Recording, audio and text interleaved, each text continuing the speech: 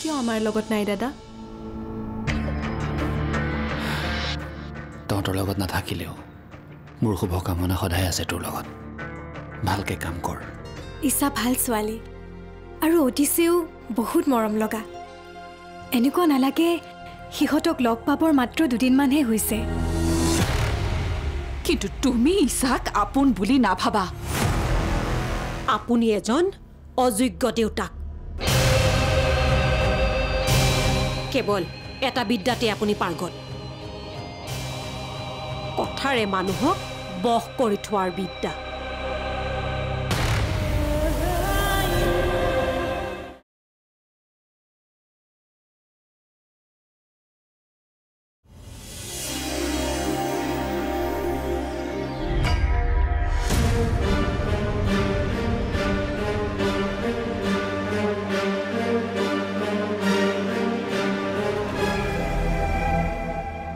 চাহ লোৱা। থোৱা।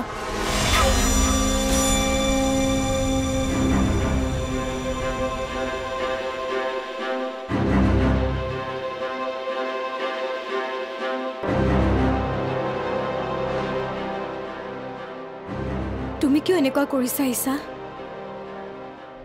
কিয় মাৰ আগত মিছা মাতিছা? নিশ্চয় তুমি চাগে মোক কিবা কথাত বেয়া পাই আছা ন?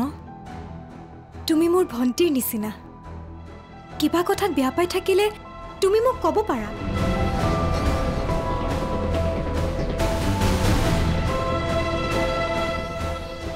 যেতিয়া মই এখন ঘৰলৈ আহিছিলোঁ এনেকুৱা লাগিছিল মই আৰু এজনী ভনী পালোঁ। ৰদালি মোৰ বাবে যেনেকুৱা তুমিও তেনেকুৱাই। হ'ব পাৰে কেতিয়াবা ভুল বুজাবুজি, কথাবোৰ আলোচনা কৰিলেহে সমাধান ওলায়।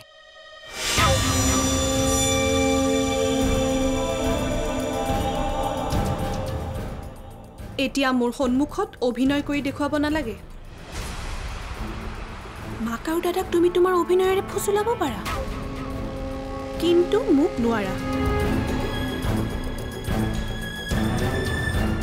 তোমাক মই সিদিনাই বুজি পাইছিলোঁ, যিদিনা মই প্ৰথম অফিচলৈ যাবলৈ ওলাইছিলোঁ। দেখিছিলোঁ মই তোমাক, কেনেকৈ মনৰ দুখত তুমি কান্দিছিলা। তুমি মোক ভুল বুজিছা ঈশা। মই ভুল বুজা নাই। তুমি এইকাৰণে কান্দিছিলা কাৰণ তুমি বিচৰাই নাছিলা অফিচত মই তোমাৰ স্বামীৰ স্থান লোৱাটো। তুমি চাগে ভাবিছিলা ৰুদ্ৰভূষণ হাজৰিকাৰ পত্নী হয় তুমি এইখন ঘৰলৈ আহিবা, মহাৰাণীৰ দৰে লাহ বিলাসত থাকিবা। কিন্তু ভবামতেতো একোৱেই নহ'ল। অহাৰ পৰাই তুমি কেৱল সংঘাতেই দেখিলা, আৰু সেইবাবেই তুমি মোৰ উন্নতিত ঈৰ্ষা কৰিছা। মই তোমাক ঈৰ্ষা নকৰোঁ ঈশা। তুমি মোক প্ৰতিদ্বন্দ্বী বুলিহে ভাবা, তোমাৰ স্বামীৰ প্ৰতিদ্বন্দ্বী।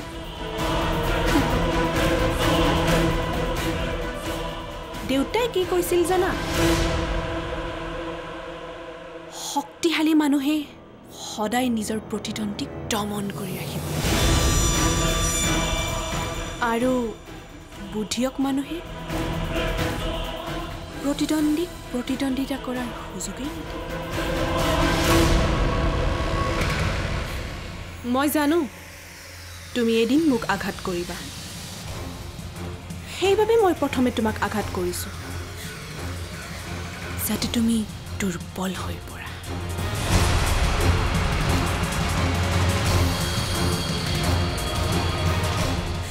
এতিয়া তুমি মোৰ সন্মুখত এই কন্দা অভিনয় কৰিব নালাগে।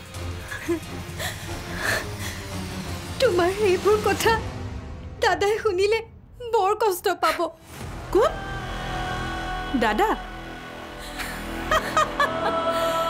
সি তোমাতকৈ ওপৰত। সি বিচাৰে মই সদায় দুৰ্বল হৈ থকাটো, আৰু মোৰ ওপৰত দয়া কৰা অভিনয় দেখুৱাই সি আনৰ দৃষ্টিত মহান হৈ থাকিব বিচাৰে। তুমি মোক বেয়া পোৱা মোৰ কোনো কথা নাই। যিমান কথা শুনাব বিচাৰা মোক শুনাব পাৰা, কিন্তু তোমাৰ দাদাৰ বিষয়ে তুমি তেনেকৈ নকবা। তোমাৰ দাদাই তোমাক বহুত ভাল পাইছা, তোমাৰ বিষয়ে চিন্তা কৰে, সঁচাকৈ বিচাৰে তোমাৰ নিজৰ পৰিচয় হোৱাটো, জীৱনত উন্নতি কৰাটো। ঈশা, তুমি বহুত ভাগ্যৰ বলত এনেকুৱা এজন দাদা পাইছা। অনুৰোধ কৰিছোঁ, এনেকুৱা কথা যাতে তুমি পুনৰ নোকোৱা।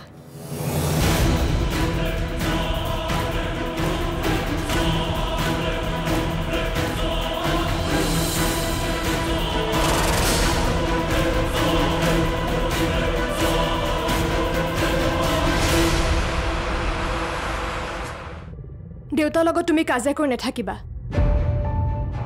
তই এইবোৰত সোমাবৰ দৰকাৰ নাই। সোমাবলৈ বাধ্য হৈছোঁ। দেউতাৰ এনেই গাটো বেয়া, কি হৈছে ভালদৰে নকৈও। কাজিয়া কৰি দেউতাক অশান্তি নিদিবা প্লিজ। তুমি কি বিচাৰা কোৱা? তুমি যি বিচাৰা সেয়াই হ'ব। বৰষাৰ সৈতে সম্পৰ্ক শেষ কৰিব পাৰিবি? মই নিবিচাৰোঁ। এইখন ঘৰৰ কোনোবা মানুহে তাইৰ সৈতে সম্পৰ্ক ৰাখক। বা দেখোন বিয়াৰ পিছত এদিনো এইখন ঘৰলৈ অহা নাই। আহিছিল তোৰ জন্মদিনৰ দিনা। দেউতাৰে তাইক উভতাই পঠিয়াই দিলে। কি? বা আহিছিল? ৰুদ্ৰ, তই এইবোৰৰ মাজত নোসোমাবি। মই নোসোমোৱাকৈ থাকোঁ কেনেকৈ? ঈশা মোৰ বহুত মৰমৰ। মই নিবিচাৰোঁ দেউতাৰ ষড়যন্ত্ৰৰ বলি হয় ঈশাই আৰু কষ্ট পাওক। তই ঈশাক বুজাব গ'লে কিডাল হ'ব? তাই জানো বুজিব? মিছামিছিকে তহঁতৰ মাজত সংঘাত হ'ব। বৰষা যেতিয়া নামে, বৰষা যেতিয়া নামে। বা আহিছিল? ঠিক আছে দিয়া, তুমি যদি বিচাৰা বা এইখন ঘৰলৈ নহাটো সেয়াই হ'ব। বা নাহে আৰু কেতিয়াও এইখন ঘৰলৈ। নাহিলে কি হ'ব? ফোনততো দেখোন দিনৰ দিনটো তই তাইৰ লগত কথা পাতিয়ে থাক। সেয়া বন্ধ কৰিব পাৰিবি? হ'ব দিয়া, নাপাতো কথা। বাও এইখন ঘৰলৈ নাহে, ময়ো বাক ফোন নকৰোঁ। কিন্তু ইয়াৰ বিনিময়ত তুমি মোক কথা দিব লাগিব যে তুমি দেউতাক অশান্তি নকৰা। তহঁততো মোৰ আপোন মানুহ। তহঁতৰ লগত কাজিয়া কৰি মই জানো সুখত থাকিব পাৰোঁ?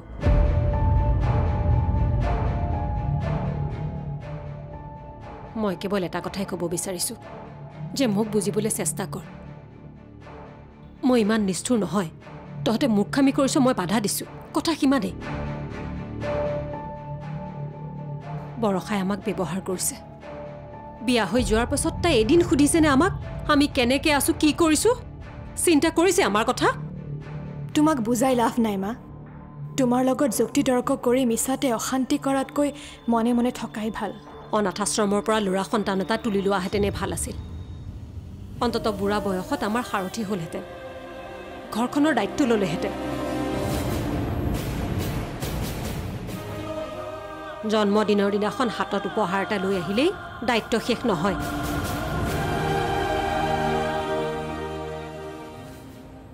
দেউতাৰৰ গা বেয়া। আজি ঘৰখনত ল'ৰা এটা থকা হ'লে ডক্টৰৰ ওচৰলৈ লৈ গ'লহেঁতেন, চিকিৎসাৰ সমস্ত দায়িত্ব ল'লেহেঁতেন।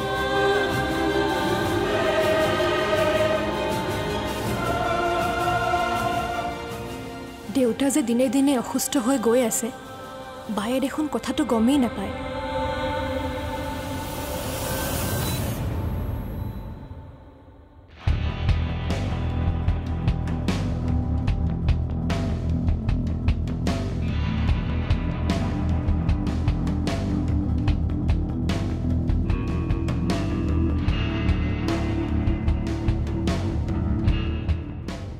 ঈশাই এয়া ভুল কৰিছে। চা ৰুদ্ৰ, তই এইবোৰৰ মাজত নুসুমাবি। মই নুসুমোৱাকৈ থাকোঁ কেনেকৈ? ঈশা মোৰ বহুত মৰমৰ। মই নিবিচাৰোঁ দেউতাৰ ষড়যন্ত্ৰৰ বলি হয় ঈশাই আৰু কষ্ট পাওক। তই ঈশাক বুজাব গ'লে কিডাল হ'ব? তাই জানো বুজিব?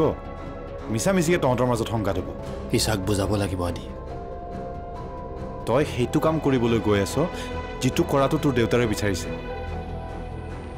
নব, তই বুজা। ছাৰ ৰুদ্ৰ, কেতিয়াবা ৰণভূমিত অলপ পিছুৱাই আহিব লাগে, কিন্তু উপযুক্ত সময়ত উপযুক্তভাৱে প্ৰহাৰ কৰিব পৰাজনহে প্ৰকৃত বিজয়ীৰ লক্ষণ। আৰু কথাটো কি হৈ আছে, ঈশাক তহঁতৰ দেউতাই ফুচুলাই পেলাই তোৰ বিৰুদ্ধে ব্যৱহাৰ কৰি আছে। আৰু তই যদি একো ৰিয়েক্টেই নকৰ তেতিয়া তহঁতৰ দেউতা হতাশ হ'ব, আৰু যেতিয়া খুৰা হতাশ হ'ব তেতিয়া হতাশাত খুৰাই ভুল সিদ্ধান্তই ল'ব। কথাটো অকল মোৰ বা মাৰ নহয়, বৰষাৰ প্ৰতিও ঈশাৰ ব্যৱহাৰ সলনি হৈছে। আচলতে তহঁতৰ কি জান, এইটো খানদানী প্ৰব্লেম। প্ৰথমে তহঁতে ঈশাৰ লগত অন্যায় কৰিলি, আৰু এতিয়া ঈশাই তহঁতৰ লগত অন্যায় কৰি আছে।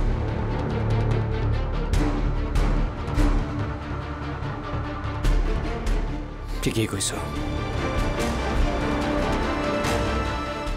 মই আৰু অপেক্ষা কৰিব লাগিব সেই সময়ৰ কাৰণে।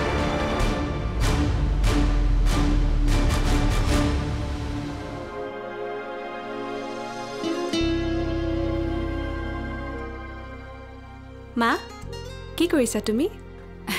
এনেই কাম কৰি আছো। ঘৰত ইমানবোৰ কাম কৰা মানুহ থাকোঁতে তুমি কিয় কৰিব লাগে? চাও, আহাচোন, এইফালে আহা, ইয়াতে বহা।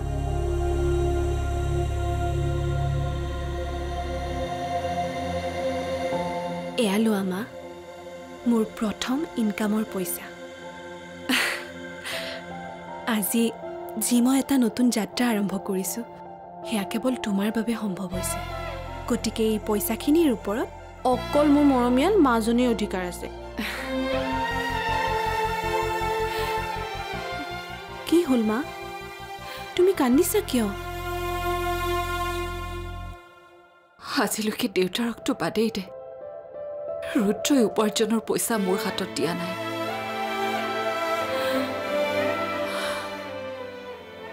ভগৱানে কৰক তোক বহুত সফলতা দিয়ক, তই বহুত আগবাঢ়ি যা।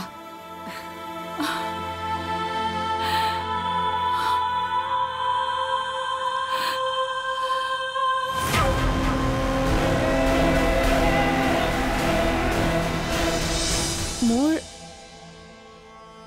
এনেকুৱা লাগে যে মই দাদাৰ স্থান লোৱাৰ বাবে দাদাৰ সহ্য হোৱা নাই। নহয় মানে ক'বও ভাল নালাগে দিয়াচোন, নিজৰেই দাদা। তাৰ কথাবোৰ শুনিলে মোৰ তেনেকুৱাই লাগে। আজিকালি মোৰ লগত ভালদৰে মাত বোলো নকৰা হ'ল নহয়। বৰষা যেতিয়া নামে, বৰষা যেতিয়া নামে। হেল্ল',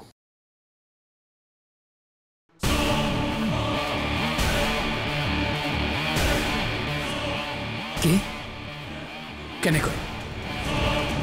কেনেকৈ সম্ভৱ হ'ব পাৰে?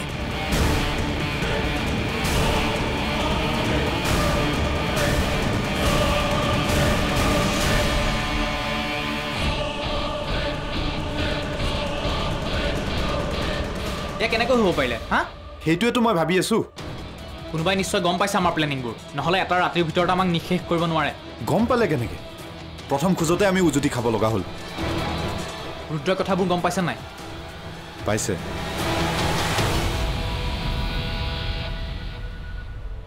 ঈশা, তই যে পইচাখিনি মোৰ হাতত দিছ, মোৰ ভাল লাগিছে। পিছে মোক অকলে কিয় দিছ? অডিচিৰ কাৰণেও কিবা এটা কিনিব লাগিছিল। কথাটো মই নভবা নহয় মা। ভাবিছোঁ তোমাৰ পৰা কিবা এটা লৈ অডিচিৰ বাবে সৰু উপহাৰ এটা কিনিম। মই ইনকাম কৰি তোমাকেই দিম মা, আৰু মোক কিবা লাগিলে তোমাৰ পৰা লৈ ল'ম। মা, দাদা আৰু বৌলৈও কিবা উপহাৰ এটা কিনিম বুলি ভাবিছোঁ। প্ৰথম ইনকাম যে। বৰ ভাল কথা ভাবিছ ঈশা। কিন্তু দাদাই বা কি হিচাপে লয়? মানে জানো, লক্ষ্য কৰি আছোঁ নহয় মই দাদাক। সি সলনি হৈছে মা, বুজিছা? তুমিও চাগে অনুভৱ নকৰা নহয়।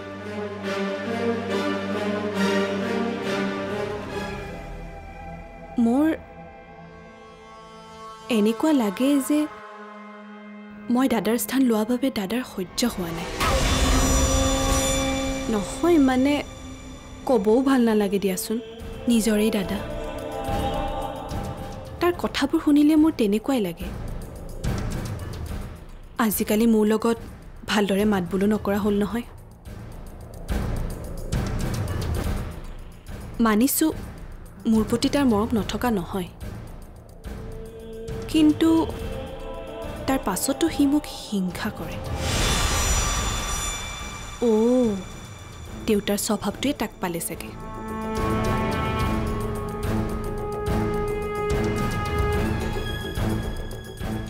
দেউতাই যেনেকৈ নাৰীৰ আগত হাৰ মানিব নিবিচাৰে, সিও তেনেকুৱা মানসিকতাই ল'লে চাগে। মোৰ উন্নতিত জ্বলিছে সি। হয়তো মই তাৰ ভায়েক হোৱাহেঁতেন সি এনেকুৱা নকৰিলেহেঁতেন, কিন্তু ভনীয়েক যে, সেইকাৰণে সহ্য কৰিব পৰা নাই।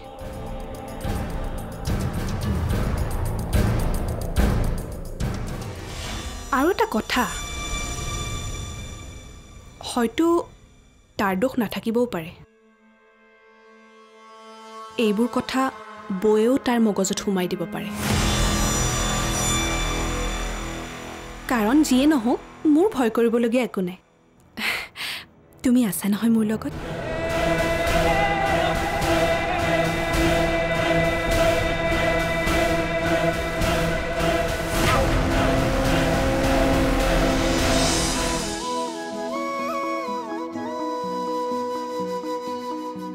পাহিয়ালখুৱা উশাহৰে ফুলে ডাৱৰৰে তুলিকাৰে ছবি আঁকি ফুৰে মৰুভূমি জ্বলোৱা বালি চন্দাৰে ৰুণে চিকিমিকি তৰা বলি দুচকুতে ৰুৱে বৰষা যেতিয়া নামে বৰষা যেতিয়া